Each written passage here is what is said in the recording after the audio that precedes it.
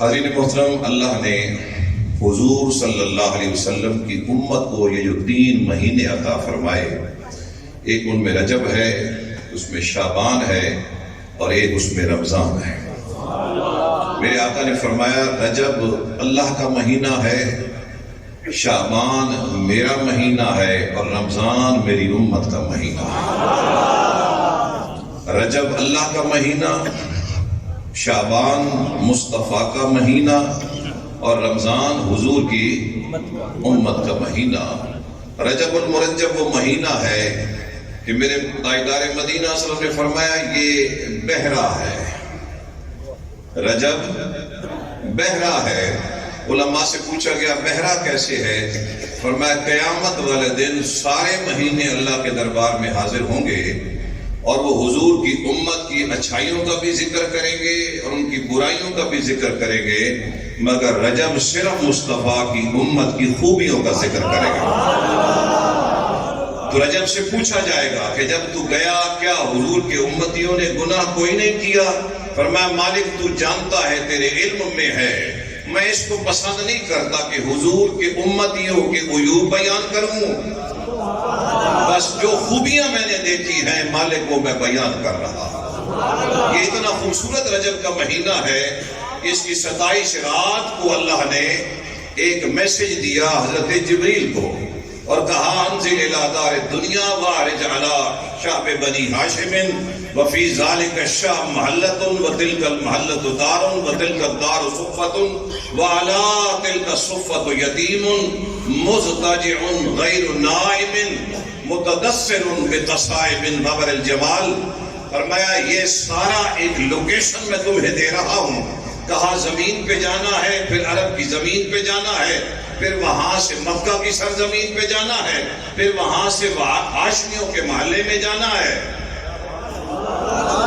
اور وہاں جو ہاشمیوں کا سردار ہے جناب عبداللہ اس کا گھر ہے، اور اس گھر کے اندر ایک کمرہ ہے، اس کمرے کے اندر ایک چبوترا ہے، اور چبوترے کے اوپر میرا مصطفیٰ اپنی مدثر والی چادر کے نیچے اپنے حسن کو چھپا کر لیٹا ہوا ہے۔ کہا بس پھر میرے محبوب جب آرام کر رہا ہو نا تو قبل قدمئی ہے، فرمایا جبریل بار بار میرے مصطفیٰ کے قدم چومنا، تاکہ ان لوگوں کو پتہ چل جائے جو یہ کہتے ہیں کہ مصطفیٰ کو خواب کے اندر معراج ہوا، اگر وہ پہلے حصے کو دیکھیں گے تو وہ کہیں گے مصطفیٰ سو رہے تھے، لیکن جب جبریل کے جگانے کو دیکھیں گے، جب جبریل علیہ السلام کے جگانے کو دیکھیں گے کہ جبریل جگا کس کو رہا تھا، تو پھر انہیں پتہ چلے گا کہ یہ خواب کی بات نہیں ہے، یہ حقیقت ہے کہ میرے محبوب کریم صلی اللہ علیہ وسلم کو جاگتے ہوئے اللہ نے اپنے دربار کے اندر شرف زیارت عطا فرمایا، اور پھر میرے مصطفیٰ کریم صلی اللہ علیہ وسلم نے اس دربار کے اندر بھی کھڑے ہو کر جہاں اپنی بات کی وہاں اپنی امت کی بات بھی کی۔ تو یہاں سے حضور کا سفر شروع ہوا، اور اگر علماء کرام تشریف فرمائے سے پوچھیں نا تو اس تمام گفتگو کا محاصل جو ہے وہ بیت المقدس ہے۔ وہ حضور فرض سے فرض تک، فرض سے عرش تک، اور عرش سے لا مکان تک میرے محبوب کریم صلی اللہ علیہ وسلم تشریف لے کر گئے، مگر مرکز بیت المقدس ہے۔ اس کی وجہ یہ ہے کہ جب پہلی منزل کی بات سمجھ آ جائے گی تو باقی دونوں منزلوں کو سمجھانا آسان ہو جائے گا۔ جب میرے محبوب کریم نے بیت المقدس کا ذکر کیا تو انہوں نے فوراً پوچھا یا رسول اللہ، سرکار اگر ہم کچھ سوال پوچھے تو سرکار آپ ہمیں بتائیں گے؟ اللہ نے بیت المقدس کو اٹھایا، محبوب کریم کے سامنے رکھ دیا، وہ پوچھتے رہے اور میرے محبوب جواب دیتے رہے۔ حضرات محترم توجہ چاہوں گا، جب میرے محبوب کریم کی گفتگو مکمل ہوئی تو حضور کے قرب میں پہنچنے والے جو مانتے نہیں تھے انہوں نے کہا یا رسول اللہ ایک بات پوچھنا چاہتے ہیں، سرکار ہمارے کچھ قافلے جو ہے نا تجارتی قافلے گئے ہوئے تھے، اگر آپ بیت المقدس گئے ہیں تو وہ رستے میں آپ کو ملے تو ہوں گے؟ بھائی میرے آقا کریم علیہ السلام نے یہ نہیں فرمایا کہ میں پیدل معراج پر گیا، حضور فرماتے ہیں میں براق پر تھا، میں براق پر تھا، اور براق کی رفتار یہ برف سے نکلا ہے، بجلی کی رفتار کیا ہے؟ جہاں اس براق کی نظر پڑتی تھی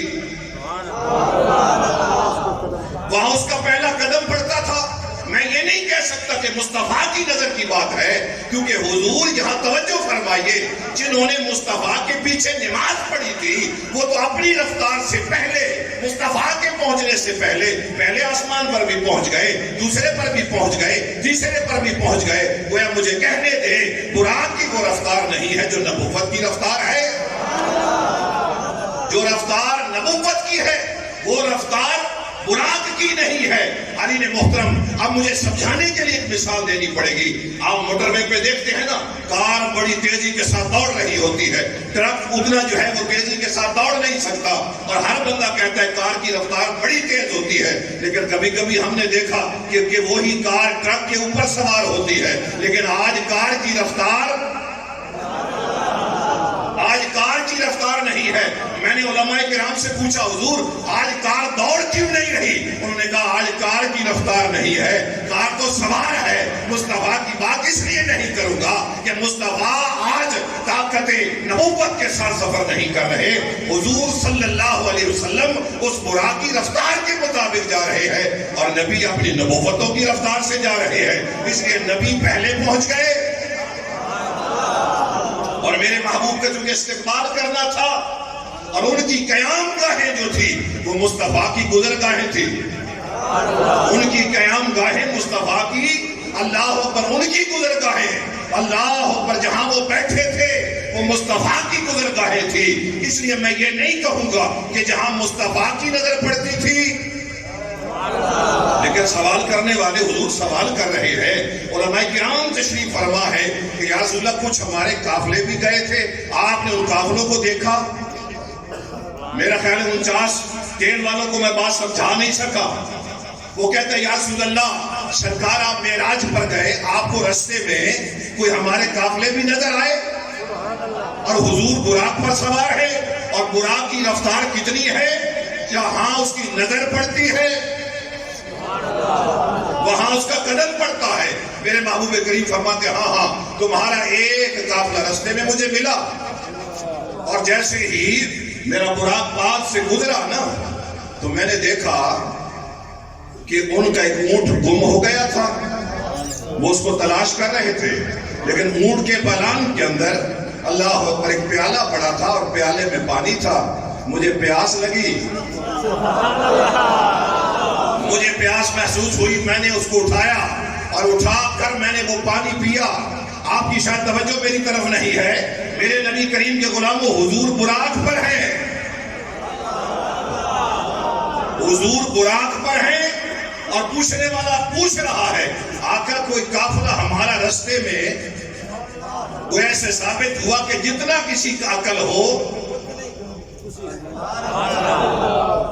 جتنا کسی کا عقل اس کے عقل کے مطابق بات کرنا، یہ میرے مصطفیٰ کی سنت ہے۔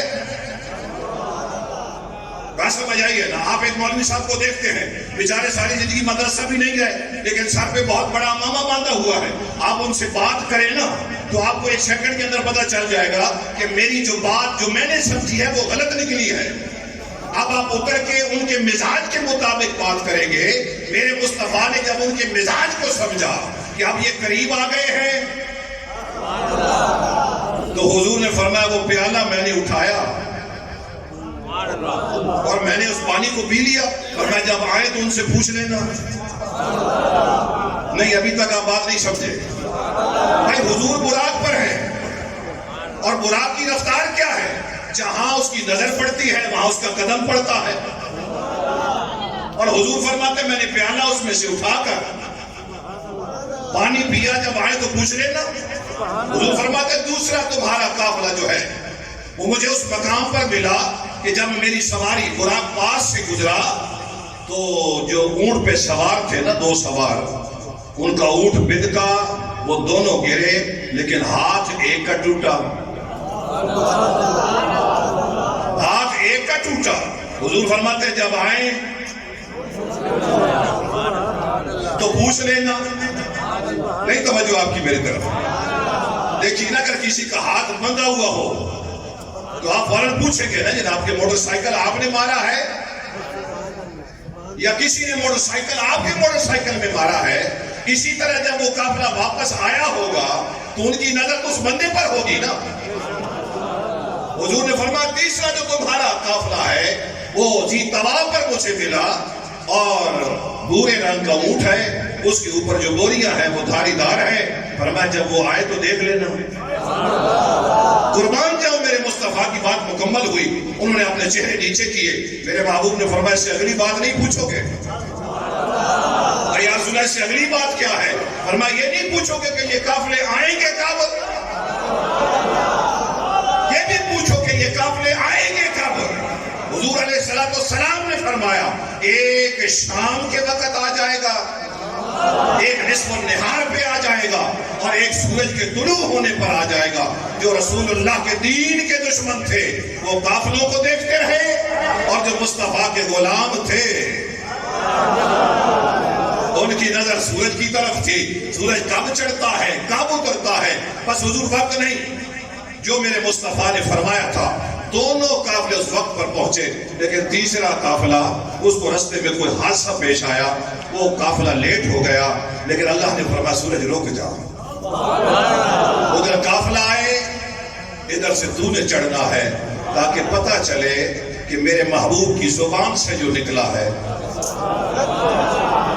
آقا کریم صلی اللہ علیہ وسلم کے جب قرب میں آئے نا تو پہلی منزل بھی نصیب ہوئی، دوسری منزل بھی نصیب ہوئی، اور تیسری منزل حضور نے قریب ہو کر سمجھا دی۔ فرمایا پہلا قافلہ شام کے وقت آ جائے گا، دوسرا نصف النہار پہ آ جائے گا، اور تیسرا صبح سورج کے طلوع ہونے پر آ جائے گا۔ اب غلام دیکھ رہے سورج کب طلوع ہوتا ہے۔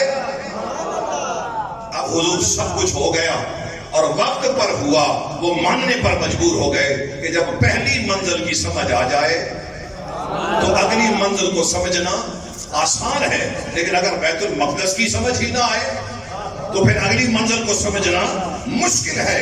اس لیے میرے محبوب کریم کا معراج مسجد حرام سے شروع ہوا اور حضور بیت المقدس میں پہنچے۔ سارے نبیوں نے صفیں بنا لی تھی، لیکن مصلی امامت خالی تھا۔ میرے محبوب کریم کا ہاتھ پکڑا سیدنا جبریل نے، مصلی پہ کھڑا کر دیا، کہا کہ آج ان دونوں جملوں کی تصدیق ہو جائے، لَتُؤْمِنُنَّ بِهِ وَلَتَنْصُرُنَّهُ۔ فرمایا یہ سارے کے سارے نبی بھی اور ان کی امتیں بھی یہ سارے مصطفیٰ کے امتی ہیں، لیکن یہ تقدیراً امتی ہے اور ہم تحقیقاً مصطفیٰ کے، جن کو اللہ نے چن چن کے بھیجا تھا، جو عصمت والے تھے، جو نجابت والے تھے، جو فضیلت والے تھے، جو تصرفات والے تھے، ان کی صفیں بن گئی۔ میرے محبوب نے جب جماعت کروا لی، اب ایک خطیب اٹھا، ایک خطیب بولتا گیا، لیکن ہر خطیب نے اپنی تعریف کی۔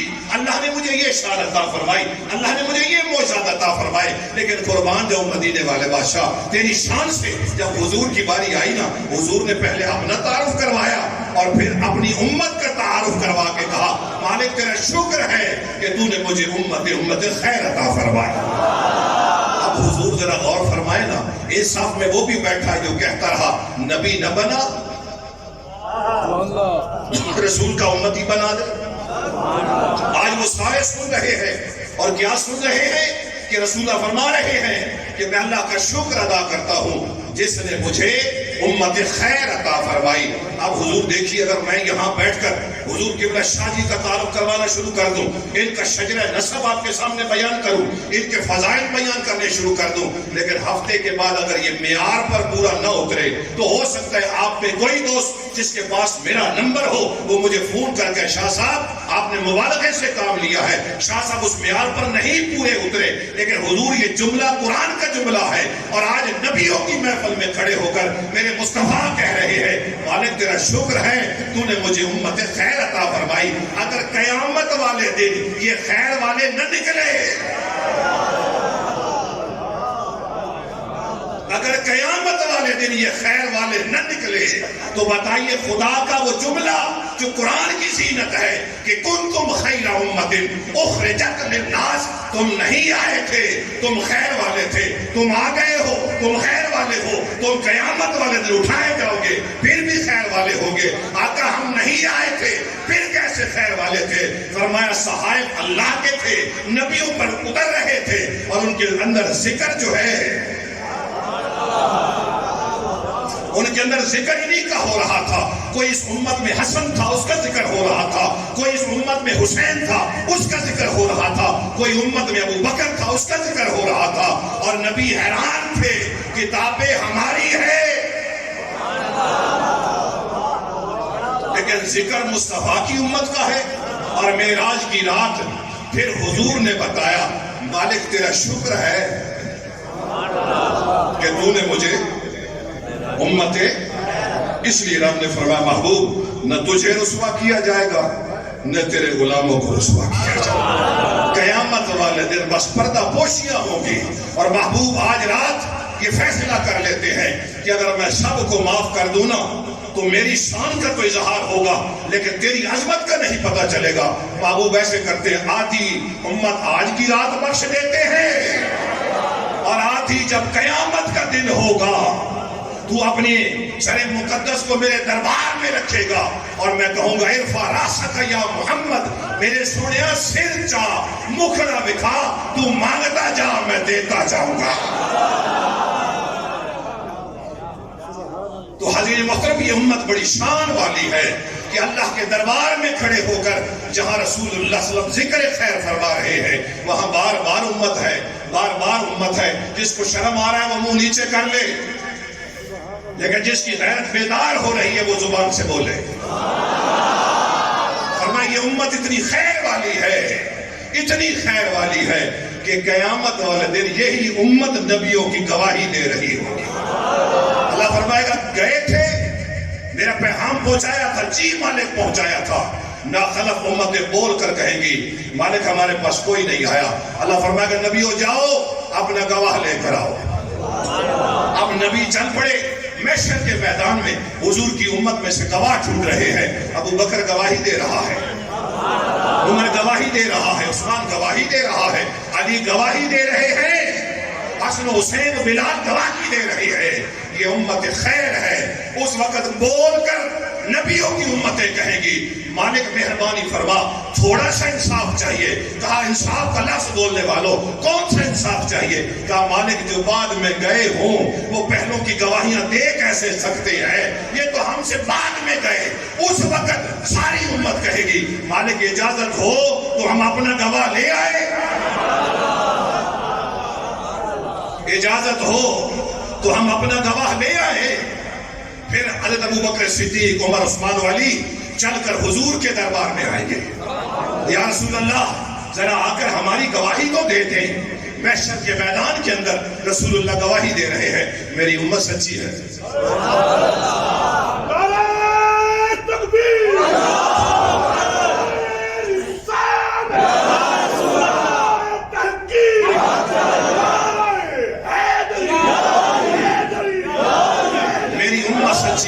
میری امت سچی ہے. ابو بکر سچا ہے، عمر سچا ہے، عثمان سچا ہے، علی سچا ہے، بلال، حذیفہ سارے کے سارے سچے ہیں. رسول اللہ صلی اللہ علیہ وسلم اللہ کے دربار میں آ کر پہلی گواہی دیں گے میرے امتی سچے ہیں. نہیں میں آگے نہیں بڑھ سکتا جب تک آپ تبصرہ نہیں فرمائیں گے. حضور پہلی گواہی دے رہے ہیں یہ سارے سچے ہیں. پہلی گواہی یہ ہو گئی اور پھر نبیوں کی گواہی دی جائے گی. بالکل مالک سارے آئے. اب حضور ذرا توجہ فرمائے نا، چاہیے تو یہ تھا کہ اب ساری امتیں بول کر کہتی کہ جب امت آخر میں آئی ہے تو نبی پہلے کیسے آ گیا. اگر امت بعد میں آئی ہے تو نبی پہلے کیسے آ گیا. لیکن اگر یہ آبجیکشن ہو نا تو اللہ پاک فرمائیں گے پھر میں گواہی دوں کہ میں نے سب سے پہلے بنایا کس کو تھا. پھر اللہ خود گواہی دے گا کہ اگر تمہیں ضرورت ہو نا تو میں تمہیں بتاتا ہوں کہ میں نے سب سے پہلے کس کو بنایا تھا. اور اگر مولانا آپ کو سمجھ نہ آئے تو پھر حادث القدیم کی پہلی گفتگو قرآن سارا پڑھ لے، کسی مقام پر نہیں ملے گی. اگر ملے گی تو صرف ایک جملہ ہے، ان اللہ و ملائکتہ یصلون علی النبی یا ایھا الذین آمنوا صلوا علیہ وسلموا. حادث القدیم کی پہلی ملاقات رب پڑھ رہا تھا، کس میں پڑھ رہا تھا؟ مصطفیٰ ذکر کر رہے تھے، کس کا کر رہے تھے؟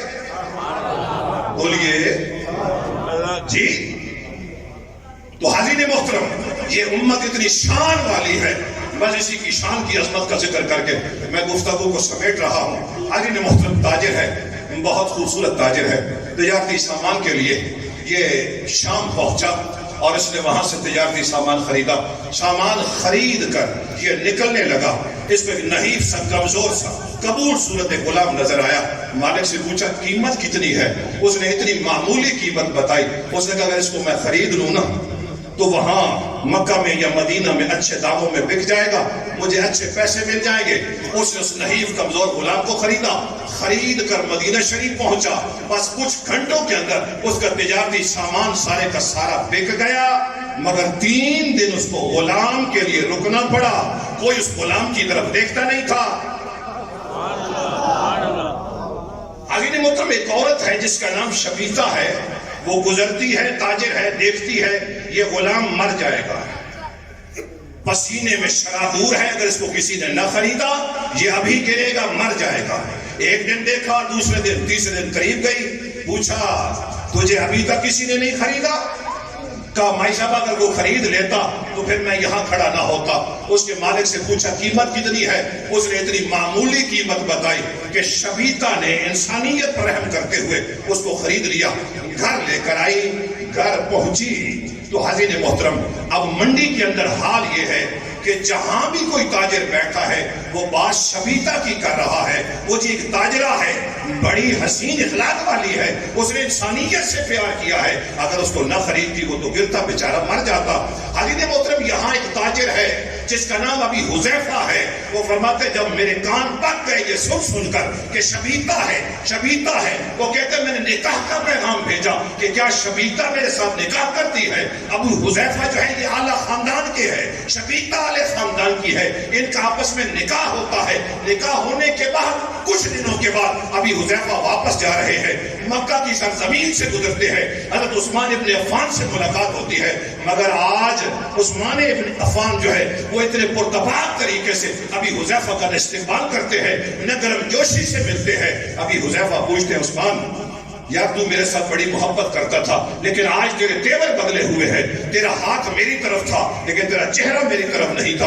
اس وقت عثمان غنی نے فرمایا بات یہ ہے کہ مدینے والے بادشاہ نے اعلان نبوت کر دیا ہے اور میں نے رسول کا کلمہ پڑھ لیا ہے، میں رسول اللہ کا غلام بن گیا ہوں، تو رسول کا غلام نہیں ہے، اب تیرے ساتھ مزید دوستی۔ محترم، بس ابھی حذیفہ جو تھے اعلیٰ اخلاق کے مالک تھے، انہوں نے کہا عثمان بھائی بڑے عرصے سے تیرا میرا ایک تعلق ہے، میں تمہیں جانتا ہوں کہ تو کتنا نفیس اور حسین انسان ہے، اگر تو نے اسلام قبول کیا ہے تو اسلام میں کوئی خوبی تو ہوگی، وہ خوبی میرے سامنے رکھ۔ حضرت عثمان غنی رضی اللہ تعالیٰ نے بڑی فصاحت و بلاغت کے ساتھ دین سامنے رکھا۔ جب دین کی سمجھ آئی، ابھی حذیفہ کہتے کلمہ تو پڑھائے گا یا جس نے تجھے پڑھایا ہے وہ مجھے کلمہ پڑھائیں گے؟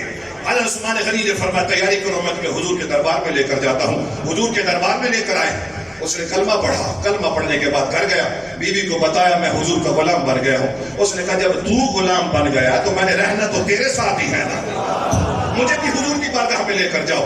حضور کی بارگاہ میں لے کر آئے، شبیتا نے کلمہ پڑھا، اب وہ دونوں آتے ہیں اور سالم پیچھے بیٹھ جاتا ہے اور حضور کے چہرے پر دعا کو دیکھتا رہتا ہے، واللیل کی زلفوں کو دیکھتا رہتا ہے، علم نشرح کے سینے کو دیکھتا رہتا ہے، حضور کی باتیں سنتا رہتا ہے۔ ایک دن میرے مصطفیٰ کا موضوع تھا کہ اگر کوئی غلام کو آزاد کرے،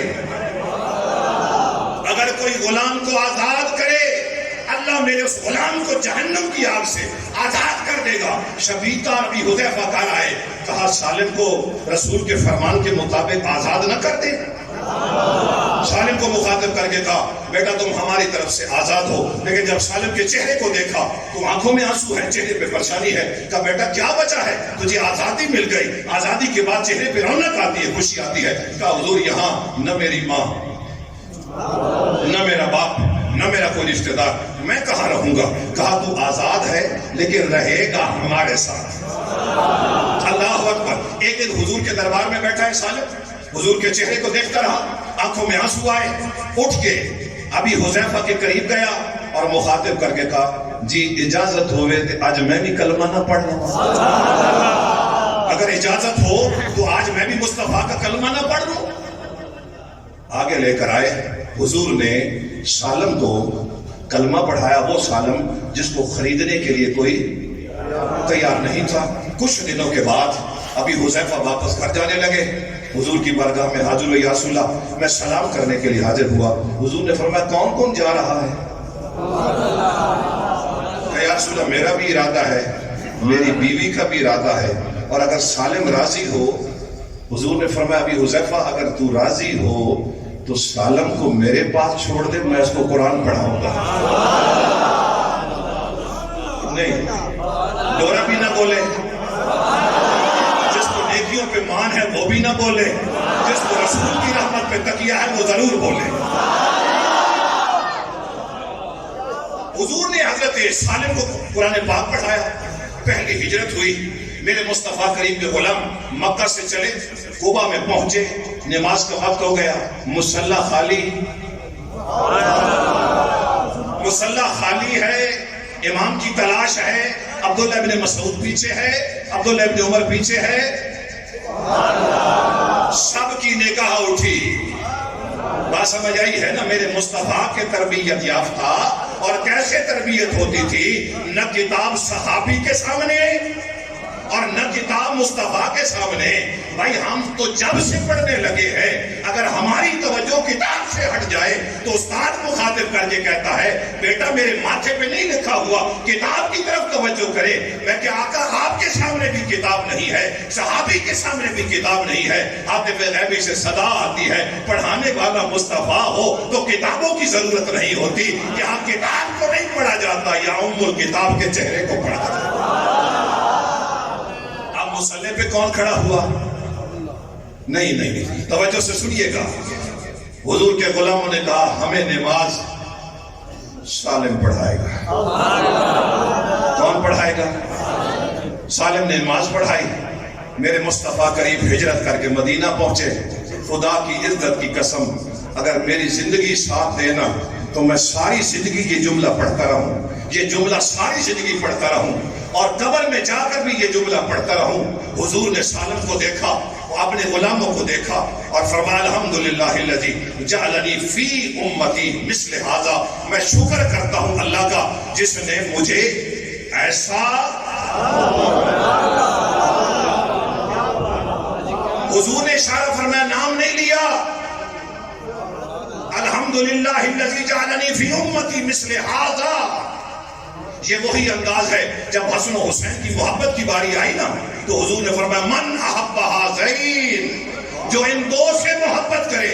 اب ابو بکر بھی نگاہ اٹھاتا ہے، توجہ اسے دیکھتا ہے، اشارہ کدھر ہے؟ حضور نے فرمایا اس لیے میں نے نام نہیں لیا، یہ چہرے وہ ہیں جن کو میں بھی دیکھتا ہوں۔ آج حضور نے سالم کا نام نہیں لیا، حضور نے فرمایا الحمدللہ الذی جعلنی فی امتی مثل ھذا، یا اللہ تیرا شکر ہے جس نے مجھے سالم جیسا۔ چلے آپ چپ رہے، میں اس کو پڑھتا رہوں گا، اللہ حاضر قیاس کہ میرا ٹائم پورا ہو جائے گا۔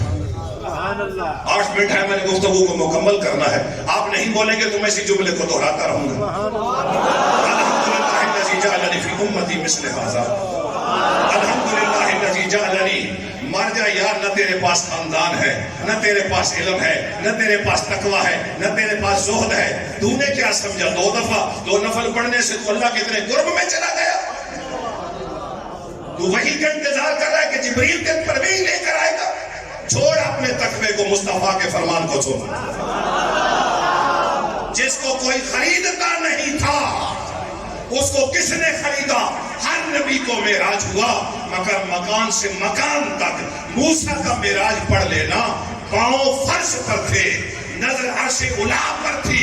قربان جاؤں مدینے والے تیرے مقام سے، قدم عرش اولیٰ پر تھے، نظر ذات خدا پر تھی۔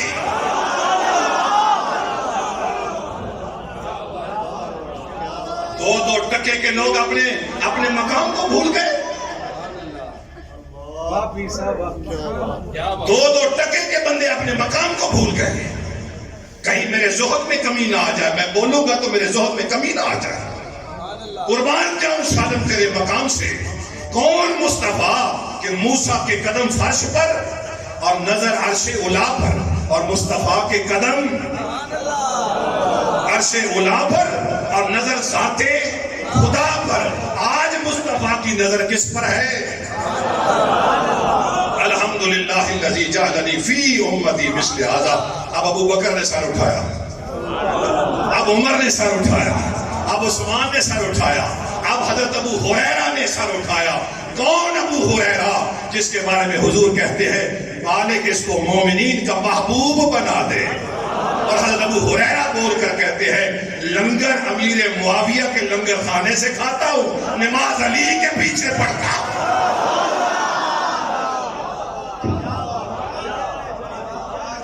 اٹھا نا مشکات شریف اٹھا کے دیکھ، حضور علیہ السلام کا غلام ابو ہریرہ کہتا ہے میں حضرت امیر معاویہ کا بھی محبوب ہوں اور میں جناب علی کا بھی محبوب ہوں، اور روٹی جو ہے، لنگر جو ہے، وہ امیر معاویہ کے دسترخوان سے، اور نماز جی نماز علی کے پیچھے، اور لنگر، اور اگر لنگر ہی ٹھیک نہ ہو تو نماز ٹھیک کیسے ہو سکتی ہے؟ اگر لنگر ہی ٹھیک نہ ہو، سانجے نہ بولیں، اگر لنگر ہی ٹھیک نہ ہو تو نماز کہاں سے ہو؟ لیکن یاد رکھنا ہم سنی ہیں، ہم حضرت امیر معاویہ کو علی کے مقابلے پہ نہیں کھڑا کرتے۔ نا نا نا نا نا نا، مہربانی جی، حضور کے صحابی کی عزت کی بات ہے، ڈنکے کی چوٹ پہ کریں گے۔ بات سمجھ آئی ہے نا؟ ساری دنیا روٹھ جائے، اللہ کرے میرے مدینے والا راضی ہو جائے۔ حضور نے فرمایا اللہ ابو ہریرہ کو مومنین کا محبوب بنا دے۔ اب حضرت ابو ہریرہ بھی محبوب ہے، حضرت علی بھی محبوب ہے، اور آج ابو ہریرہ جو ہے وہ کیا بتا رہے ہیں؟ لنگر۔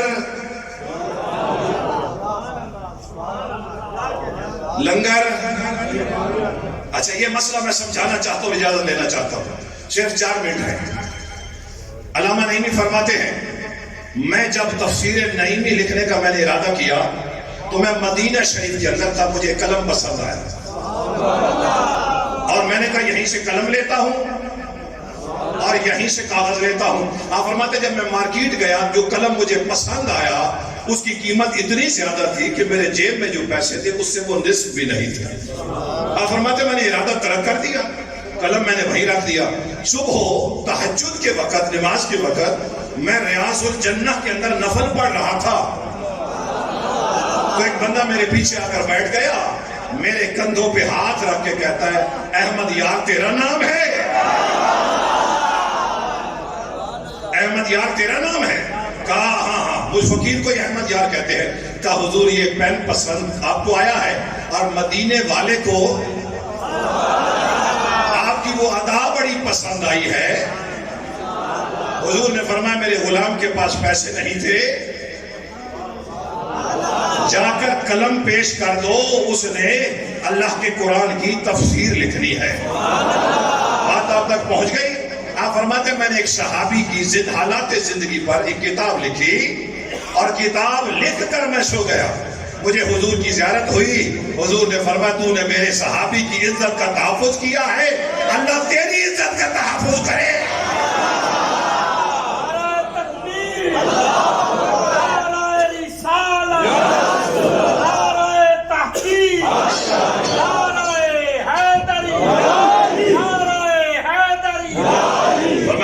صحابی کی عزت کے تحفظ کی، اللہ تیری عزت کا تحفظ کرے۔ آئین محترم واپس آئیے۔ حضور نے فرمایا الحمدللہ الذی جعلنی فی امتی، آپ نہیں میرے ساتھ شامل نہیں ہو رہے۔ اچھا یہاں میرے پاس فاضل دوست پتہ کیا کہتے ہیں کہ ملتان وین تک میں دکھی رہا سا، جے تسی نہ بولے ہوئے یقین کرے میں دکھی نہیں رہنا سویرے تسا دکھی ہونا کہ یار اتنا بڑا حسین جملہ اور ساری زندگی خطبہ کو سنتے سنتے گزر گئی، اور یہ جملہ زندگی میں پہلی دفعہ سنا، الحمدللہ الذی جعلنی فی امتی مثل ھذا۔ مالک مڑ تیرا شکر ہے نا، تم آئے ہو جب غلام عطا فرمایا۔ اب سارے سر اٹھ رہے ہیں، ابو بکر کا چہرہ، حضرت عمر کا چہرہ، عثمان کا چہرہ، علی کا چہرہ، اور علی کا چہرہ وہ چہرہ ہے النظر الی وجہ علی عبادہ۔ فرمایا جس کا چہرہ دیکھنا، فرمایا یا رسول اگر چہرہ نظر نہ آئے تو فرمایا علی کی پشت دیکھنا، فرمایا اگر علی ہی نظر نہ آئے تو فرمایا علی علی کرنا۔ ذکر علی عبادہ، علی کا ذکر عبادت ہے۔ لیکن قربان جاؤں، اگر امام علی ہو، اگر امام علی ہو، مقتدی ابو ہریرہ جیسے بھی ہوں جی تو ہم قبول کرتے ہیں، مگر ابو ہریرہ لنگر کہاں سکھاتے ہیں؟ توجہ ہے میری بات کی طرف؟ حضور نے چہرہ دکھا دیا۔ ایک دن حضور کی محفل سجی ہے، حضور نے فرمایا میرے صحابہ جو چہرہ دکھایا تھا نا، آج اس کا دل دکھانا چاہتا ہوں۔ فرمایا اللہ کی جتنی محبت ہے آج وہ ساری مرتکز ہو کر میرے سالم کے دل میں موجود ہے۔ کاش میرے صحابہ دنیا دیکھ لیتی کہ میری امت میں اگر سالم کا یہ مقام ہے تو بتاؤ بلال کا مقام کیا ہوگا؟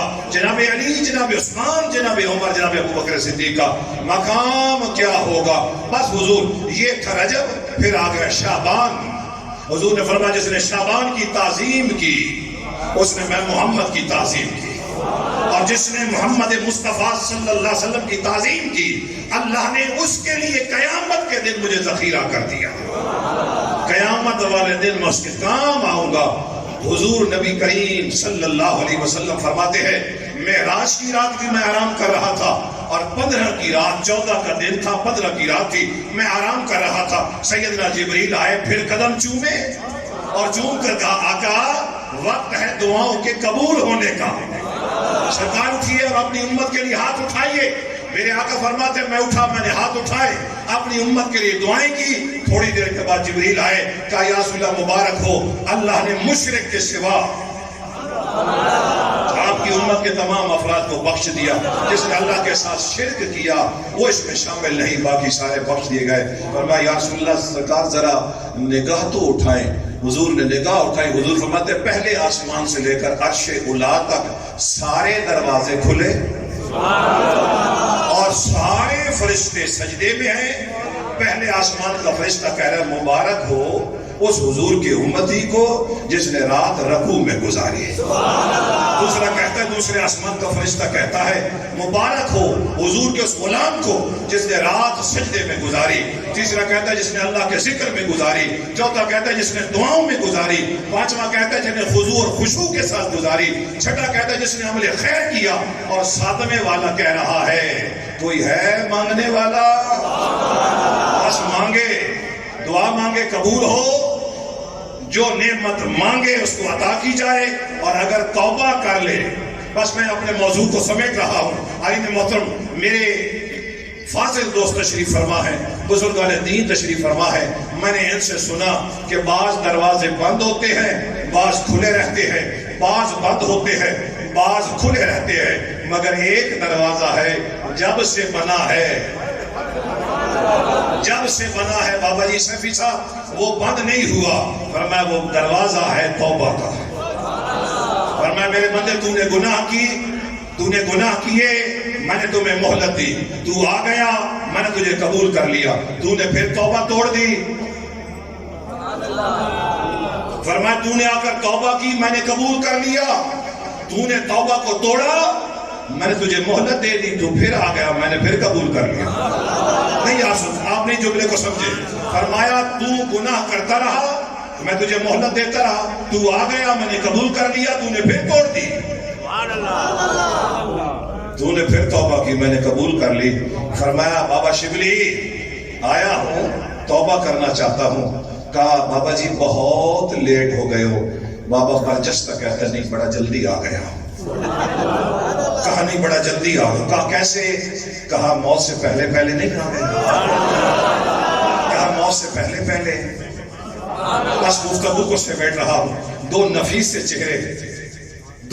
سے چہرے حاضرین محترم جن کو رسول اللہ کی امت سے پیار ہے گزرتے ہوئے نا آپس میں بحث کر رہے ہیں. اللہ کو نیک بڑا پیارا ہے یا جو گناہگار توبہ کرے وہ بڑا پیارا ہے؟ حاضرین محترم کوئی عالم دین نہ رستے میں ملا. دیکھا ایک بابا جی بڑا نورانی چہرہ ایک تھڑے پہ بیٹھے ہیں. دونوں نوجوان کہتے ہیں بابے سے پوچھتے ہیں گناہگار پیارا ہے یا نیکوکار پیارا ہے؟ بابے کے پاس جا کر کہتے ہیں بابا جی ایک مسئلہ پوچھنا ہے. کہا بیٹا میں تو کوئی مفتی نہیں ہوں. کہا بابا جی مشکل نہیں ہے, صرف ایک جملہ عرض کرنا ہے, اس کا جواب دے دے. اللہ کو گناہگار پسند ہے؟ وہ گناہگار جو توبہ کر لے وہ پسند ہے یا نیکوکار؟ بابا کہتا ہے میں پڑھا لکھا نہیں ہوں لیکن میں کھٹی کا کام کرتا ہوں اور جب تک دھاگا چلتا رہے میں چلاتا رہتا ہوں, توجہ نہیں کرتا. لیکن جب دھاگا ٹوٹ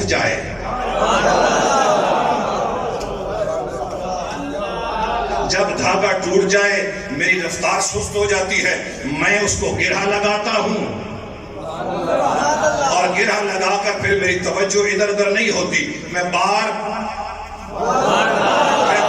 اس کو دیکھتا ہوں کہیں پھر. اللہ چہروں کو سلامت رکھے. رسول اللہ کے غلاموں کے چہرے, علماء کرام, سادات کرام, اللہ ان کا سایہ قائم و دائم رکھے جو رسول اللہ کے دین کی بلاس خدمت کر رہے ہیں. حاضرین محترم فرمایا جب دھاگا ٹوٹ جائے میں اس کو گرہ لگاتا ہوں اور بڑی توجہ رکھتا ہوں کہیں پھر ٹوٹ نہ جائے. کہا میری توجہ اس طرف رہتی ہے. کہا مجھے لگتا ہے جس نے رشتہ بنا کر توڑا ہو اور توڑ کر پھر جوڑا ہو نظر وہ بڑی رکھتا ہے کہ کہیں میرا بندہ پھر ٹوٹ نہ جائے. ورنہ مجھے تو لگتا ہے کہ جو توبہ کر لے وہ اس کو بڑا پیارا لگتا ہے. کہا بابا جی پھر اس کی مثال کو سمجھا دے.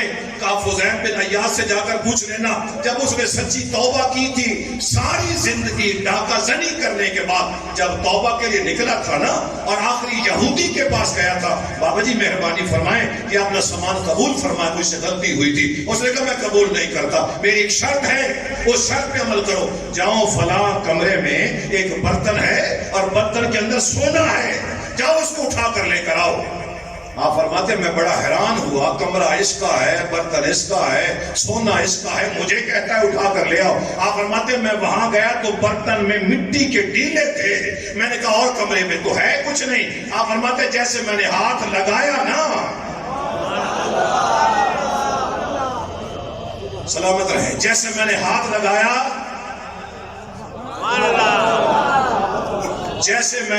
لگایا ہاں ایک دفعہ میرے علی کے ساتھ بھی ہوا تھا جب خواجہ شمس الدین آگے چل رہے تھے اور میرا مہر علی پیچھے چل رہا تھا اور فرمایا آج کوئی ہدیہ پیش کرنا ہے.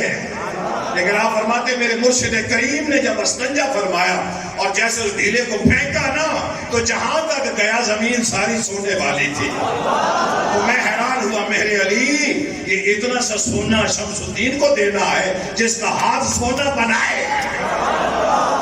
فرماتے ہیں میں نے اس کو لا کر جب سامنے رکھا, انہوں نے دیکھا, اس نے کہا مبارک ہو. کہا فضیل بن عیاض مبارک ہو.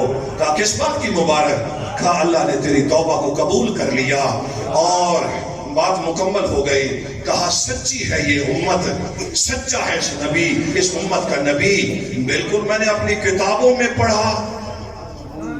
آپ بھول گئے میرا پچھلا جملہ, کتابیں نبیوں پہ آتی رہی اور نبی مجموع میں حضور کی امت کی شانیں بیان کرتے رہے. کہا بالکل میں نے جملہ پڑھا تھا کہ جب حضور کا امتی سچی توبہ کرے گا, اگر ڈھیلے کو ہاتھ لگائے گا اللہ اس کو بھی سونا بنا دے گا.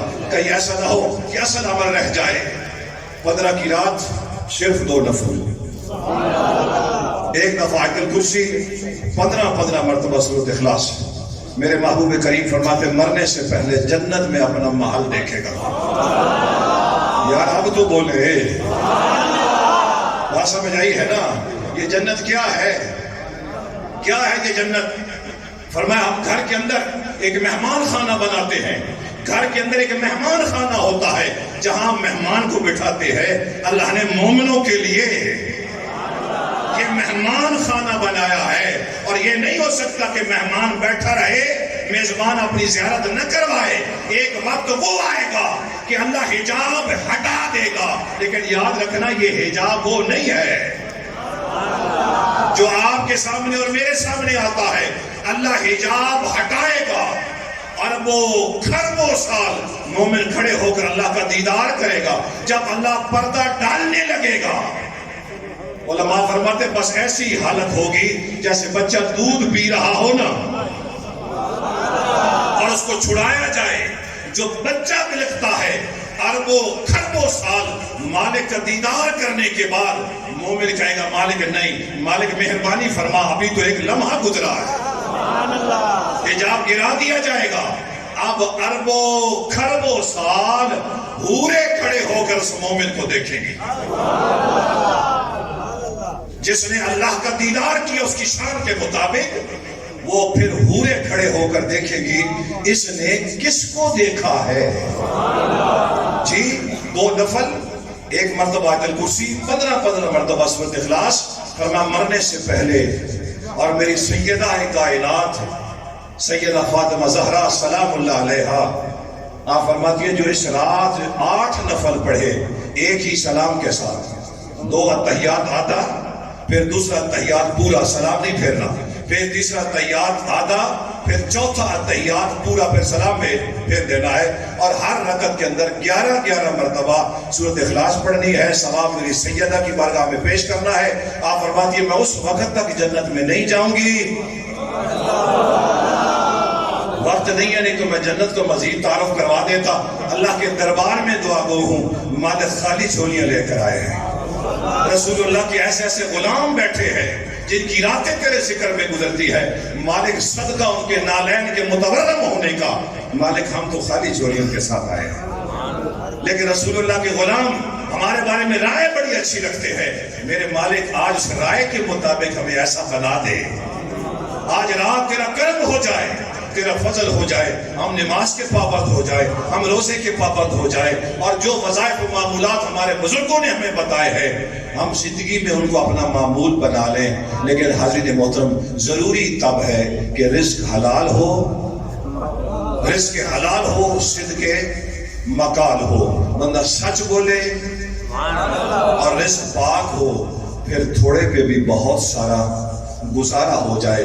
لیکن اگر بندے نے بہن کی زمین ساری زندگی نہ دی ہو, بھائی کا حق نہ دیا ہو, ہمسائے کا حق نہ دیا ہو, میں دعوے کے ساتھ کہہ رہا ہوں, سید نعیم الدین مراد آبادی کو جا کر پڑھ لینا, آپ فرماتے ہیں اس نے بہن کا حق مارا, اللہ نے جنت میں سے اس کا حق ختم کر دیا. تیری غریب بہن ہے, تیرا غریب بھائی ہے, تو اس کی زمین کاشت کر کے کھا رہا ہے. نہیں, یہ 15 کی رات حاضرین محترم صبح جا کر اپنی بہن کے دروازے پر دستک دینی ہے, اور دستک دے کر کہنا مجھ سے غلطی ہوئی, میں سمجھدار رہا اس رزق میں برکت ہے, اس رزق میں برکت نہیں. میری بہن جہاں سے تو نے زمین لینی ہے, آج زمین جہاں سے تو لینا چاہتی ہے, میں تمہیں زمین دینا چاہتا ہوں تاکہ میرے گھر سے بیماریاں ختم ہو جائیں. اچھا, ہم نے زمین پہ قبضہ کس کے لیے کیا؟ میرے بچوں کا مستقبل سمجھ جائے. وہ بچے جنہوں نے تیرے مرنے کے بعد تیرا جنازہ نہیں پڑھنا, وہ بچے جنہوں نے تیری قبر پہ نہیں جانا, تو ان کے لیے دنیا بنا رہا ہے. نہ میرے نبی کے غلام, آج کی رات یہ فیصلہ کرنا ہے کہ حقدار کا حق. آج ہم کسی کو مزدوری دیں گے تو مالک ہماری مزدوری ہمیں دے گا.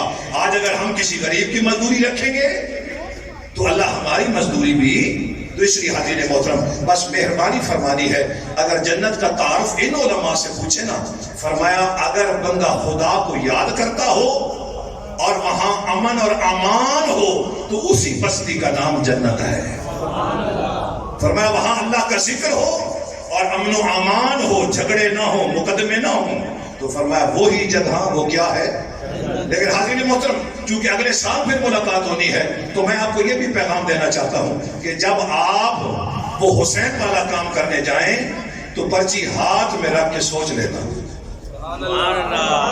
پرچی ہاتھ میں رکھ کے سوچ لینا، نہیں میں کسی پارٹی کے لیے نہیں کہوں گا، پرچی ہاتھ میں رکھ کے سوچ لینا کہ جس کو میں ووٹ دے رہا ہوں کہ اس نے کامیابی ہونا کہ نہیں، اور اگر اس کو میں ووٹ دے رہا ہوں کہیں میرا ووٹ ضائع تو نہیں ہو رہا، اور اگر اس ظالم کو میں ووٹ دے رہا ہوں تو اس لیے اوپر جا کر کس کو ووٹ دینا ہے؟ میں ہاتھ جوڑ کر رسول اللہ کے غلام سے عرض کروں گا، یہ وہی بیعت ہے جس کا اندازہ پرچی کی صورت میں ہے۔ راہ اللہ مصطفیٰ کے غلاموں، اس دفعہ برادریاں نہ دیکھنا، خاندان نہ دیکھنا، ملا پیر نہ دیکھنا، سب کو چھوڑ دو۔ جب پرچی تیرے ہاتھ میں آئے نا تو اپنے ایمان کے ساتھ فیصلہ کرنا۔ بات سمجھ آئی ہے نا؟ جا کسی غریب سے پوچھ، خدا کی عزت کی قسم گھر سے نکلتے ہیں تو کوئی نہ کوئی بندہ آگے سے آ جاتا ہے، جی گھر میں دانے نہیں ہیں، جی بل دینا، جی پیسے دے دے۔ میرے نبی پاک کے غلاموں، جاؤ غرباء سے پوچھو، اور غریبوں سے بھی ہاتھ جوڑ کر عرض کروں گا، مہربانی فرما کے 5000 پہ پرچی نہیں بیچنی، 500 پہ پرچی نہیں اس دفعہ بیچنی، اس دفعہ فیصلہ کرنا ہے کہ ہسپتال میں گئے، کن لوگوں نے ہمیں سہولت دی، صبح اٹھے کن لوگوں نے ہمیں گیس فراہم کی، پیٹرول پمپ پہ گئے ریٹ پیٹرول کا کیا تھا، یہ ساری باتیں ذہن میں رکھ کر رسول اللہ کا غلام کلمہ پڑھ کے اور درود محمد و آل محمد پہ پڑھ کے جب ووٹ دے گا نا تو اگلے سال جب یہاں ملاقات ہوگی نا تو آپ مجھے مبارک دیں گے، میں آپ کو مبارک دوں گا کہ اللہ نے ہمیں صالح حکمران عطا کر دیا۔ بس اللہ کے دربار میں دعا گو ہوں، مالک میری آپ تمام دوست احباب کی حاضری قبول اور منظور فرمائے اور ہمیں اچھا فیصلہ کرنے کی توفیق عطا فرمائے۔ سبحان ربک رب العزت عما یصفون وسلام علی المرسلین والحمد للہ۔ ماشاءاللہ۔